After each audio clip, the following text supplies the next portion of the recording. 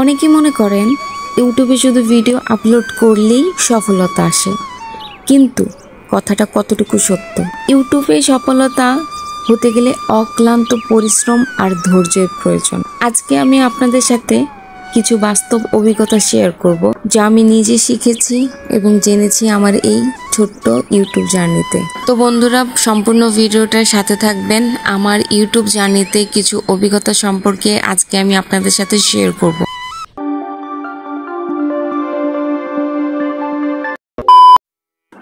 আসসালামু আলাইকুম বন্ধুরা, আশা করছি আপনারা সবাই ভালো আছেন। আজকে আমি আপনাদের সাথে একটি গুরুত্বপূর্ণ বিষয় নিয়ে কথা বলবো। ইউটিউবে সফলতা পেতে হলে কতটা পরিশ্রম করতে হয়। আমরা মনে করি জাস্ট ভিডিও আপলোড করে দিলাম, বাস আমাদের অনেকটাই পরিশ্রম করা হয়েছে, তো আমরা অতি শীঘ্রই সফলতা পেতে যাচ্ছি। তো এটা হচ্ছে একদমই ভুল ধারণা।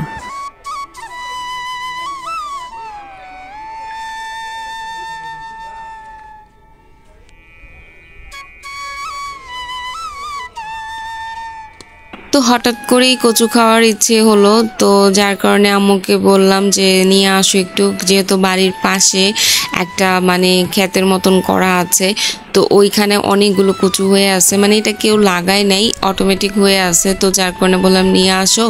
তো আম্মু গেল একটু আনার জন্য। তো আজকে বাসায় কিছু রান্না করব না, শুধু কচু আর ডাল রান্না করব। তো এই যে দেখো আম্মু এখানে কচুগুলো তুলতেছে। আর যেহেতু এই কচুগুলো স্বাস্থ্যের জন্য কিন্তু অনেক ভালো, আর আম্মুকে বলেও দিছিল ডক্টর যে আপনি কচু শাকসবজিগুলো একটু বেশি খাবেন, যেহেতু আম্মুর হাতে পায়ে ব্যথা, আর হাতে পায়ে ব্যথা যাদের, তাদের এই কচুটা খেলে স্বাস্থ্যের জন্য অনেক ভালো, শরীরের জন্য অনেক ভালো। এই যে কচু দেখে নাও।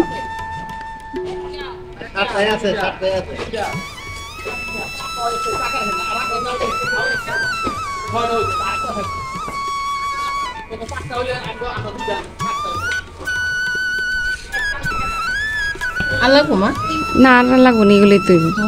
হ্যাঁ মিহি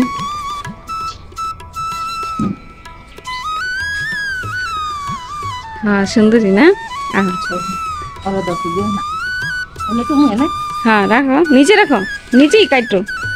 এই যে দেখো বন্ধুরা, এই যে কতগুলো কচু নিয়ে আসছে তুলে, এগুলো আমাদের এখানে হয়, তো এর জন্য আর কি তুলে নিয়ে আসছে। সবাই খায়, আজকে আমরা খাইতেছি কচুগুলো।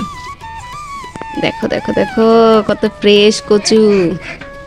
আমরা সবাই জানি পরিশ্রম সাফল্যের চাবিকাঠি। তো আমি আপনাদের সবাইকে একটা কথাই বলতে চাই, আপনি যদি চান আপনার ইউটিউব চ্যানেল বড় হোক, আপনার নিয়মিত কন্টেন্ট বানাতে হবে। কিন্তু কন্টেন্ট বানানোর মানেই শুধু ভিডিও আপলোড করা নয়, এর পিছনে রয়েছে অনেক প্ল্যানিং, স্ক্রিপ্ট লেখা, ভিডিও শ্যুট করা, এডিটিং করা এবং শেষেরটা হচ্ছে আপলোড করা। প্রতিটা ধাপে থাকতে হবে যত্নশীল।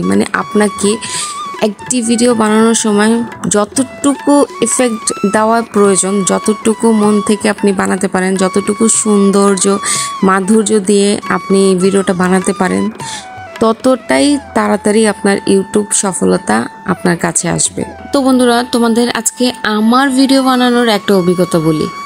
আমার একটা 10 মিনিটের ভিডিও বানাতে পুরো দিন লেগে যায়, কারণ আমি চাই আমার দর্শকরা ভালো কিছু দেখুক, শিখুক, উপভোগ করুক। তাই আপনাকেও একটি ভিডিও বানানোর মধ্যে সবসময় গুরুত্বপূর্ণ বিষয়গুলো লক্ষ্য রাখতে হবে, যাতে আপনার ভিডিওর মানগুলো অনেক ভালো হয়।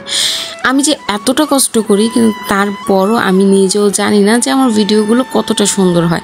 তোমরা একটু কমেন্টস করে বলে দিও তো যে আমার ভিডিওগুলো তোমাদের কেমন লাগে।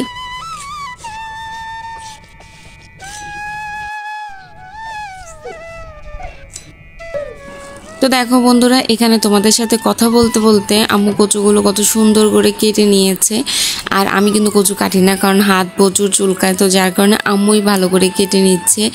তো এরপরে কচুগুলো ভালো করে ধুয়ে পরিষ্কার করে নিতে হবে, কারণ এই কচুগুলোর মধ্যে বালি থাকতে পারে। তো যার কারণে ভালো করে পরিষ্কার করে ধুয়ে নিতে হবে। আর এই যে দেখো কচুগুলো আম্মু কি সুন্দর করে ধুয়ে নিচ্ছে একদম।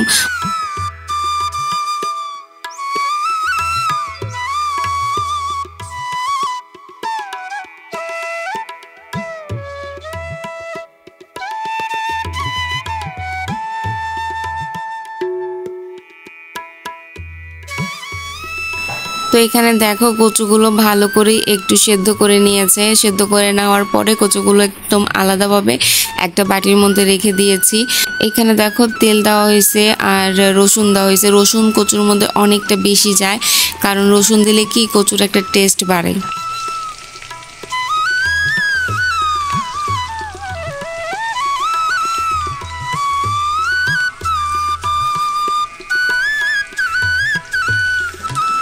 তো ভিডিওর মাঝে মাঝে তোমাদের সাথে আমি অনেক কিছুই শেয়ার করছি।